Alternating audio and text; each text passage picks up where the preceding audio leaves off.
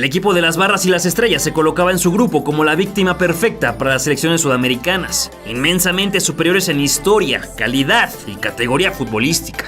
No obstante, su participación en primera fase fue extraordinaria. Ante Chile comenzaron ganando con un gran servicio desde costado derecho y un remate de primera intención de Eric Wynalda. Después el mismo Wynalda, idolazo gringo en los 90s, ejecutó un tiro libre decente, pero para nada angulado, y marcó así su doblete en el partido. Todavía Chile descontó con un zapatazo de Sebastián Rosenthal a la esquina, pero no les alcanzó para más. Con 3 fantásticos puntos en las manos yanquis, los bolivianos tendrían la tarea de sacar el pecho por los equipos de la Conmebol, y vaya que así fue. El Diablo Echeverri, el mejor jugador de la historia boliviana, se inventó una finta de mago, para luego definir ante la salida del arquero gringo. Golazo, que colocó el marcador definitivo. Pero la sorpresa más inmensa de aquella copa la entregarían los Estados Unidos en el tercer partido de grupos. No pasó ni un minuto cuando el ataque norteamericano exigió al albiceleste, que respondió con la ofensiva de batigol, rescatada casi en la línea. El mismo Batistuta disparó de lejos, aunque se fue por un lado. En un descuido argentino, Frank Lopa sacó un tiro en medio de 200 piernas, que se fue a guardar en la portería al minuto 22. Alexis Lalas anticipó a su marca a primer poste y aprovechó la buena jugada de Kobe Jones, empujando la pelota y enmudeciendo a los cronistas en español. Gabriel Batistuta debió empatar, pero con la derecha le faltó el respeto a su propia historia. Luego el Beto necesitaba picar la pelota, pero quiso empatar a su delantero en fallas claras. Simeone remató con un cañón en la frente y parecía que entraba al marco, pero Mike Fence endureció el cuello para expulsar sobre la raya. El tercer gol estadounidense llegó con mucha suerte y empuje, aprovechando que los bicampeones del mundo estaban volcados al ataque. Wynalda solo tuvo que lanzarse con el pie por delante para marcar el 3-0, un resultado inédito que dejó al mundo con la boca abierta. Todavía Casey Keller y su saga evitaron cualquier tipo de reacción que pudiera entregar el equipo dirigido por Daniel Passarella, que con ese resultado quedaba emparejado con Brasil. Por su parte, Estados Unidos, con 6 puntos y como líder de grupo, se enfrentaría al mejor tercer lugar, nada más y nada menos que su eterno rival y verdugo, la selección mexicana de fútbol. Hasta ese día, México y los Estados Unidos solo se habían enfrentado en 43 ocasiones, con una ventaja abrumante para los nuestros, con 28 victorias, 8 empates y solo 7 derrotas. Sin embargo, la última de ellas ocurrió solo unos días antes en la Copa USA, donde el tricolor se llevó una goliza de 4-0, comiéndose la primera humillación que nos propinarían los vecinos del norte. Con un jovenazo Claudio Reina, un Alexis Lalas en su mejor momento y Eric Wynalda como el gran generador de goles, el equipo de Steve Sampson estaba a punto de dar uno de esos golpes bajos que tantas veces han marcado la historia futbolera entre ambas naciones. Mejía Barón realizó algunos ajustes a su once, esperando superar con ellos a los gringos en la tierra neutral de Paysandú. México mantuvo invariable su atuendo en los 11 hombres y los United States se apegaron a su clásica blancura. Pronto el número 9 se hizo presente en la orilla de su zona favorita, mientras que Luis García era amonestado por patalear al rival que le hizo la falta. Campos y su defensa se hacían bolas, solo que los gringos no lograron sacarle provecho. Kobe Jones intentaba ser un problema para el Potro Gutiérrez, aunque de momento no fue efectivo. Ambos entrenadores observaban atentamente cómo los minutos desaparecían al mismo tiempo que el entusiasmo de los pocos aficionados presentes, y el desastroso intento de Bernal poco podía hacer para recuperarlo. Cuando parecía que algo interesante estaba por ocurrir, el asistente marcó fuera de juego y Espinosa la falló a propósito. O eso quiero creer. Tan poquito pasó que no me queda más que narrar la amarilla que Wynalda se ganó por la misma exacta razón que nuestro número 10. Reina se probó de pierna derecha, pero el resultado fue un saque de meta. Casi de inmediato, Marcelino habilitó de cabeza a Wynalda, que acabó con vidrio y trató a portería, solo que se topó con el Brody. Una vez más se dio un espejo de jugada, con la entrega de balón de la defensa blanca. La diferencia fue que Salvador debió clavarla, incluso con la participación de Brad Friedel, que sustituía a Casey Keller respondiendo a las rotaciones de Sampson. De fuera Bernal no pudo ni con rebote incluido. Debido a una temeraria barrida, el señor Burns con el número 4 fue amonestado en la penúltima acción del nazareno Oscar Ruiz, que a continuación cerró la primera mitad. Al volver, Campos prometió autógrafos que probablemente no firmaría, pero era suficiente para que el que se los pidió sonriera a gusto. Lo que sí hizo, y muy bien, fue contener el cabezazo de Kobe Jones. García Aspe quiso romper el poderoso muro estadounidense con la pierna izquierda, pero se fue por encima. Una vez más, el arquero nacional se lucía en el aire, salvando el centro a como diera lugar. Misael Espinosa se quitó de encima una peligrosa barrida y pudo ser el héroe, pero decidió vestirse de villano, posándose en el estante junto a Salvador y esperando paciente a sus compañeros que se unirían más adelante. Mientras eso pasaba, ambos eran sacados del campo a cambio de Hermosillo y Martínez, quizá con un Mejía Barón pensando en quitarse de encima el estigma de quedarse con los cambios. Una decisión que llegó un año tarde y que ya no le daría más crédito para continuar al frente de la selección. A Marcelino número 6 lo pisaron por accidente y le provocaron salir recostado en camilla, sufriendo de manera importante. No pudo más y se quedó afuera, sustituido por Nacho Ambriz. Murga ganó un centro por izquierda, pero remató sin fuerza. Lo último del enredado encuentro fue una absurda patada de García Aspe, que le costó la segunda amarilla y el tarjetón rojo. Afortunadamente no habría tiempos extra. Después de los 90 minutos reglamentarios y otro par de añadido, el de Morado señalaba el final del partido. El empate solo podría romperse a través de una buena tanda de penales. Otra más. Los recuerdos inundaban las memorias aztecas con los tiros desde los 11 pasos en el Mundial del 94. Y también los de la Confederaciones, jugada meses atrás, además de la que inauguró la maldición, esa que Alemania nos ganó en el Mundial de 1986. Fue por ello que la confianza no estaba a tope, a pesar de contar con Campos en la portería. Se realizó el sorteo y los gringos cobraron primero. Wijnaldum tuvo cero problemas para engañar al Brody, que se venció a su derecha. El goleador del torneo cobró fuerte, casi al centro, igualando las acciones. Joe Max Moore estuvo cerca de fallar, aunque al inmortal le faltó una cuarta para alcanzar el balón.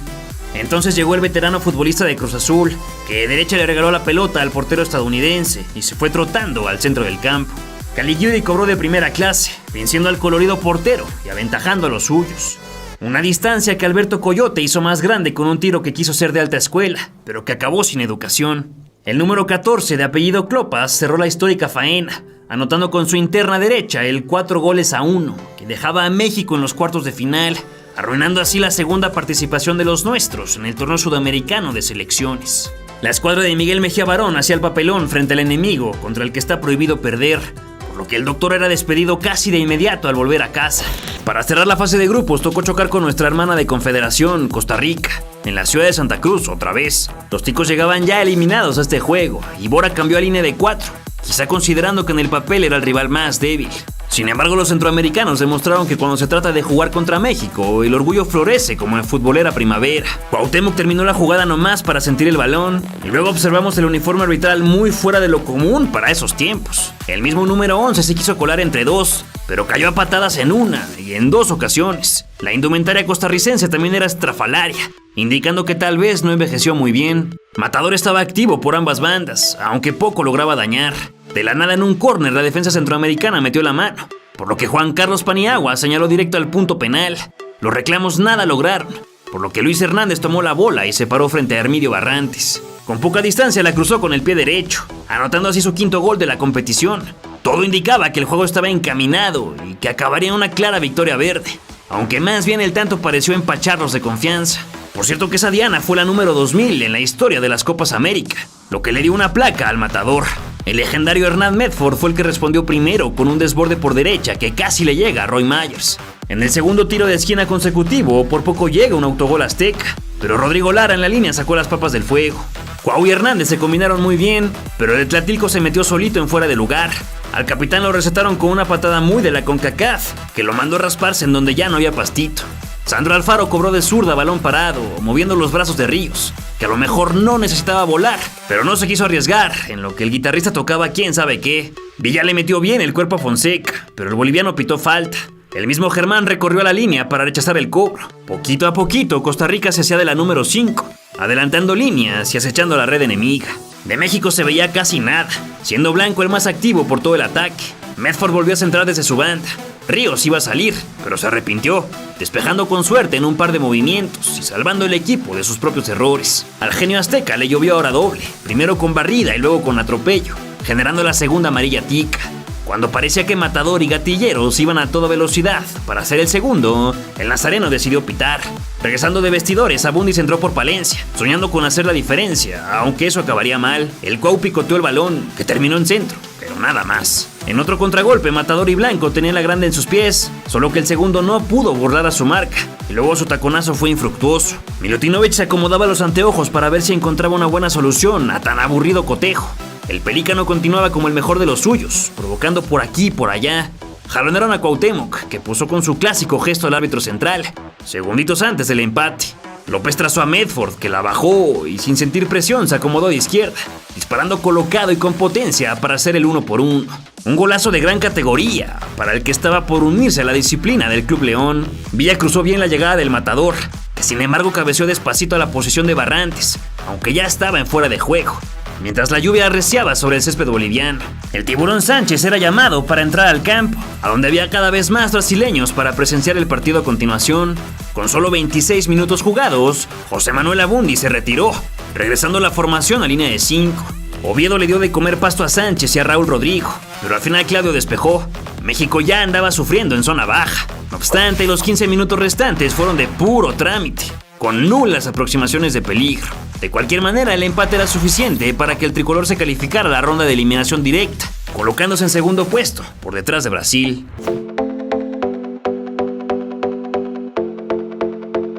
Uno de los vuelos realizados por nuestra comitiva fue de Phoenix a Pasadena, donde nos esperaban los Reggae Boys, quienes en palabra de su entrenador Winfred Schaffer, saldrán con un estilo agresivo para buscar el resultado de la mano de su máxima figura, Wesley Morgan, reciente campeón de la Premier League con el Leicester City. Con una impecable chamarra blanca en vivos que combinaban con el césped, los elegidos por Osorio cantaron el himno a todo pulmón bajo el sol de la tarde y el estadio repleto, mientras que su mandamás escuchaba respetuosamente, y una franela con el nombre de nuestro país ondeaba en la parte alta de las gradas. Las máscaras de Rey Misterio y los antifaces no podían faltar. Posteriormente se escuchó el canto de la patria de Bob Marley, carente de letra, entonada por los elementos, pero repleto de emoción. El brasileño Wilton Pereira fue el encargado de pitar y coordinar el saludo entre los capitanes, con el MVP del duelo anterior y Adrián Mariapa listos para comenzar. Muy pronto el inquieto espíritu del recreacionista salió a la luz y empezó a pegar regaños en lo que su homólogo veía el encuentro desde un solitario palco. Andre Blake metió tercera para que no les comieran el mandado por velocidad, y Donaldson tuvo en sus pies la que hubiera roto cualquier quiniela,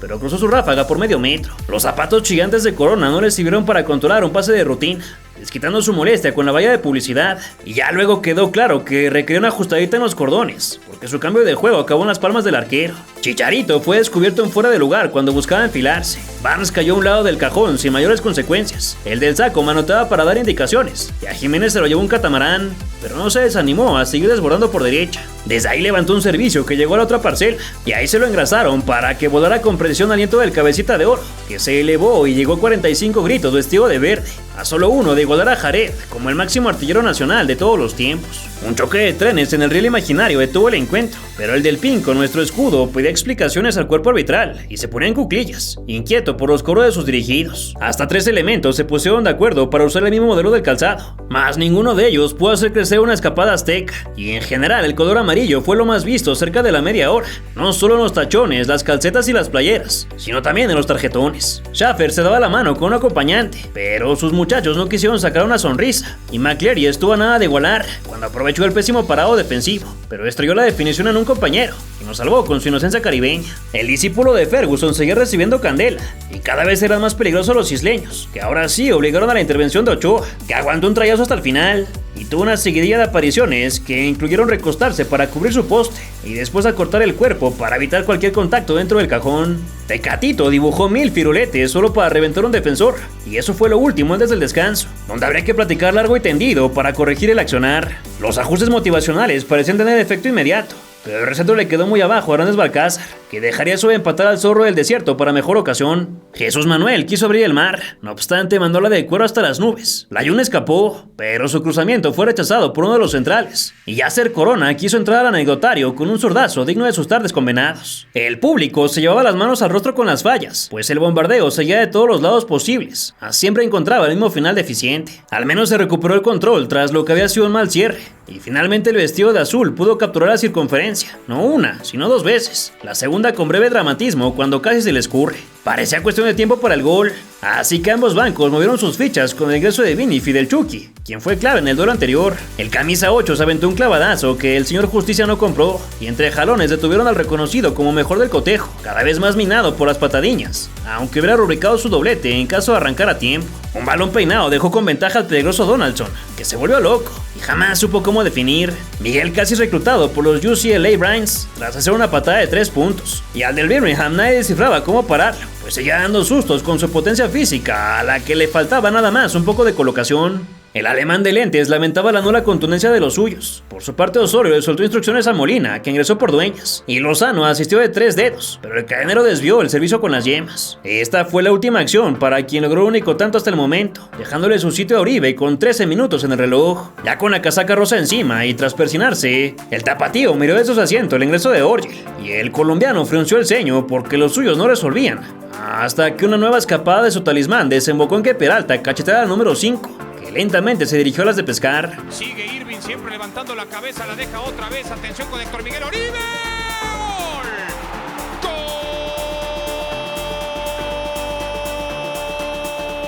Apareció Oribe Peralta, bendito seas entre los humanos.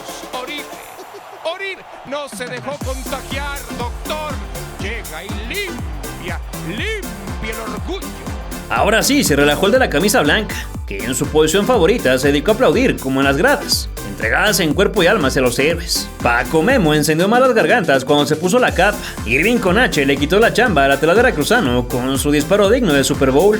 El que entró junto al Hermoso sacudió el tejado del arquero, que en un córner tuvo que volver a aparecer para atrapar un titiritite. El de Torreón la jugó chulo para Lozano, que quiso el primer palo en lugar de cruzar, como siempre. 3 minutos más se anunció en electrónico, y la joya Tusa buscó lavarse el rostro con una asistencia. Sin embargo, André estuvo atento para bajar su trazo. Aún no hubo chance para que Herrera meneara el estambre involuntariamente, pero tras esto se acabó la afrenta, por lo que el de las plumas roja y azul la acudió a consolar a McCleary y tiraron los halagos antes de subirse al camión de regreso al campamento. Tras la victoria del Tri, se confirmó que los calificados a siguiente ronda serían ellos y la Vinotinto, que se impuso por la mínima ante Uruguay, con anotación de Rondón.